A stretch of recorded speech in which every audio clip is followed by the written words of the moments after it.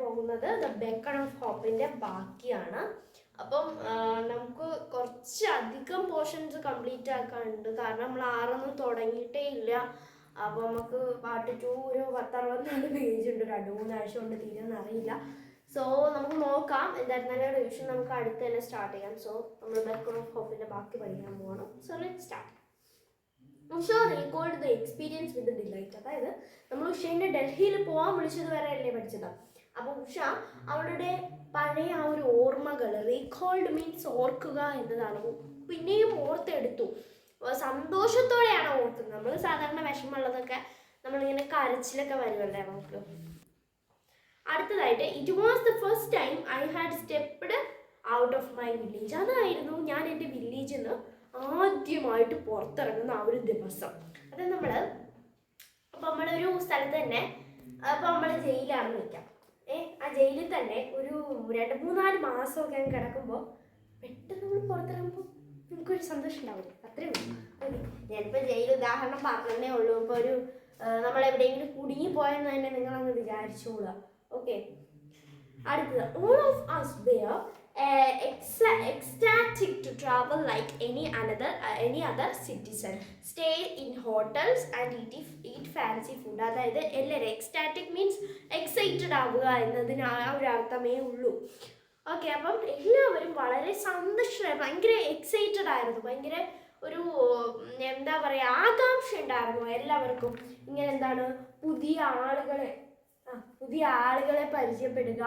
ബ്രൗണിയാണ് കേട്ടോ നമുക്ക് പോയത്, അത് നോക്കിയതാണ്. അപ്പോൾ പുതിയ ആളുകളെ പരിചയപ്പെടുവാനും അതുപോലെ തന്നെ എന്താണ് പുതിയ ഹോട്ടലുകളിലൊക്കെ നിൽക്കാനും, പിന്നെ ഫാൻസി ഫുഡ് എന്ന് വെച്ചാൽ ഇവിടെ ഉദ്ദേശിക്കുന്നത് എന്താണ്, നമ്മൾക്ക് പുതിയ പുതിയ ഭക്ഷണങ്ങൾ, അതായത് ബിരിയാണി.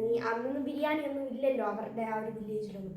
ബിരിയാണി, മന്തി, കുഴിമന്തി ഒക്കെ ട്രൈ ചെയ്യാനായിട്ടൊക്കെ പറ്റും. അതാണ് ഇവിടെ പറയുന്നത്.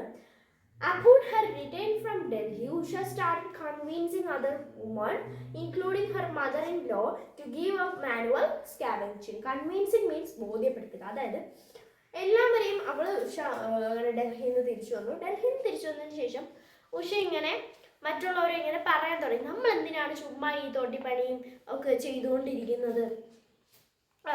അവളുടെ മദർ-ഇൻ-ലോയെയും കൂടെ കൂട്ടിയിട്ട് അവളിങ്ങനെ പറയാൻ തുടങ്ങി, നമുക്ക് ഈ മാനുവൽ സ്കാവെഞ്ചിങ് നിർത്തണം എന്നിങ്ങനെ പറയാൻ തുടങ്ങി.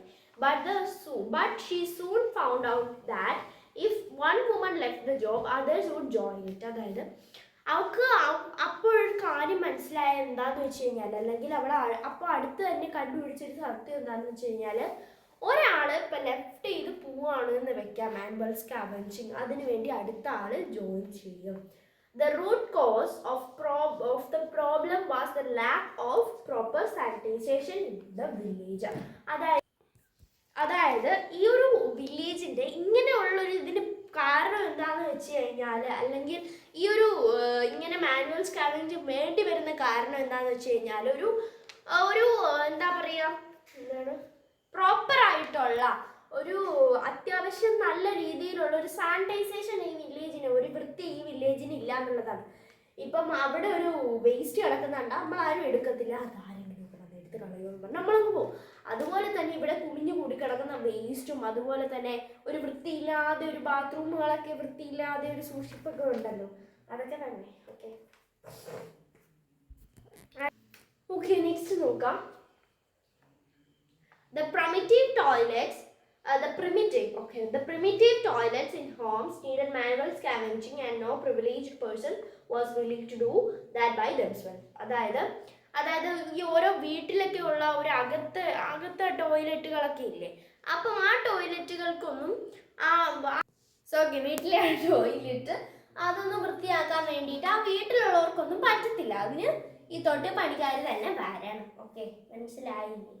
But when Sulabh International began to construct toilet in the villages, that too changed. അതായത് ഈ സുലഭ് ഇന്റർനാഷണൽ എന്ന് പറയുന്ന ഒരു എന്താ പറയുക ഇൻസ്റ്റിറ്റ്യൂഷൻ വില്ലേജസിൽ ടോയ്ലറ്റുകൾ വെക്കാൻ തുടങ്ങിയതോടുകൂടി അതൊക്കെ മാറി. Okay, the need for manual scavenging was eliminated. അതായത് മാനുവൽ സ്കാവെഞ്ചിങ്ങിന് വേണ്ട ആ ഒരു നീഡൊക്കെ കുറഞ്ഞു തുടങ്ങി. അതായത് എല്ലാ വീട്ടിലും കയറി തൊട്ടിപ്പണി ചെയ്യേണ്ട ആവശ്യമില്ലല്ലോ.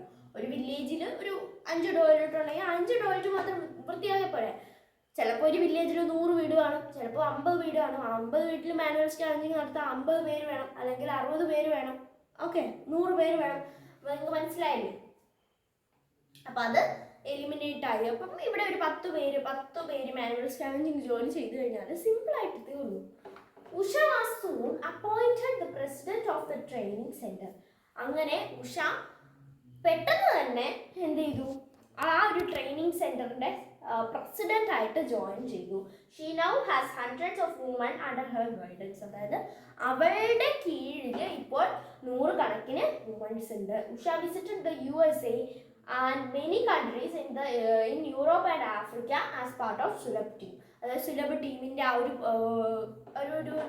എന്താ പറയുക പാർട്ടായിട്ട്, ആ ഒരു ഭാഗമായിട്ട് അവൾ യൂറോപ്പ്, ആഫ്രിക്ക, USA അങ്ങനെയുള്ള ഒരുപാട് രാജ്യങ്ങൾ, ഒരുപാട് കൺട്രീസ് വിസിറ്റ് ചെയ്തു. She spoke about her experience at the gatherings. ആ ഒരു കൂട്ടായ്മയിൽ അവൾ അവളുടെ എക്സ്പീരിയൻസ് ഒക്കെ പറഞ്ഞു. അടുത്തത്, she has been received several times by the prime minister of India as a distinguished.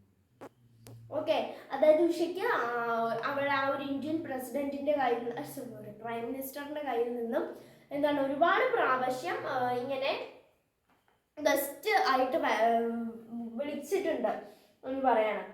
The prestigious എന്ന് വെച്ച് കഴിഞ്ഞാൽ മൂല്യമുള്ള, okay, prestigious Padmashri is the latest and perhaps the greatest honour she has received. അതായത് പത്മശ്രീ ആയിരുന്നു അവൾ റിസീവ് ചെയ്തതിൽ വെച്ചിട്ട് പുതിയതായിട്ട് റിസീവ് ചെയ്തതും, അതുപോലെ തന്നെ ഒരുപക്ഷെ ഏറ്റവും നല്ലതുമായിട്ടുള്ള ബഹുമാനപരമായിട്ടുമുള്ള ഒരു അവാർഡ് എന്ന് പറയുന്നത്. Okay, Usha's inspiring journey has prompted hundreds of women to give up manual scavenging. ഉഷയുടെ ആ ഒരു ഇൻസ്പിറേഷൻ, ഉഷ ഒരു പ്രചോദനമായല്ലോ ഒരുപാട് വുമൻസിന്. അപ്പം അവരെയൊക്കെ പ്രേരിപ്പിച്ചു.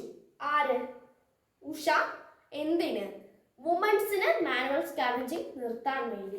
I want to eradicate means നീക്കം ചെയ്യുക. Eradicate manual scavenging entirely from our social fabric. അതായത് നമ്മളുടെ ഈ ഒരു സൊസൈറ്റിയിൽ നിന്നും മാനുവൽ സ്കാവഞ്ചിങ് കംപ്ലീറ്റ് ആയിട്ട് എന്ത് ചെയ്യണം, ഒഴിവാക്കണം എന്ന് എനിക്ക് വളരെ അധികം ആഗ്രഹമുണ്ടായിരുന്നു. വേണമെങ്കിൽ അവരവരുടെ ടോയ്ലറ്റ് അവരവരുടെ വൃത്തിയാക്കട്ടെ, അതിനെന്താ, അവരല്ലേ വെച്ച് പണിഞ്ഞത്. മനസ്സിലായത് നമ്മൾ സംസാരിക്കുന്നതിനെതിരെ. ഡിക്ലെയേഴ്സ് ഉഷ. അതായത് ഉഷ അങ്ങനെ പറഞ്ഞു, woman are not meant for staying at home, cleaning dirt and taking care of children. I want every woman to be independent through dignified jobs. That is how we will build a better society free of untouchability. അതായത് women's എന്ന് പറഞ്ഞു കഴിഞ്ഞാൽ അടുക്കളയിൽ പണി ചെയ്യാനുള്ളവരോ കുട്ടികളെ നോക്കാനുള്ളവരോ ഒന്നുമല്ല, വീട്ടിലിരിക്കാനുള്ളവരോ ഒന്നുമല്ല. അവർക്ക് ഫ്രീഡം വേണം, ഇൻഡിപെൻഡൻസ് വേണം, അതുപോലെ തന്നെ അവർ ജോലി ചെയ്യണം. അതുപോലെ തന്നെ എന്നാൽ മാത്രമേ നമുക്കൊരു ബെറ്റർ സൊസൈറ്റി ബിൽഡ് ചെയ്യാൻ പറ്റത്തുള്ളൂ.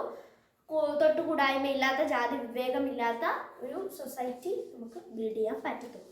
അപ്പോൾ ഇതാണ് നമ്മുടെ ഇന്നത്തെ ഒരു ചാപ്റ്റർ. നമ്മളെ പാർട്ട് 2, അതായത് നമ്മുടെ 7th എല്ലാ ചാപ്റ്ററും നമ്മൾ കംപ്ലീറ്റ് ചെയ്തിട്ടുണ്ട്.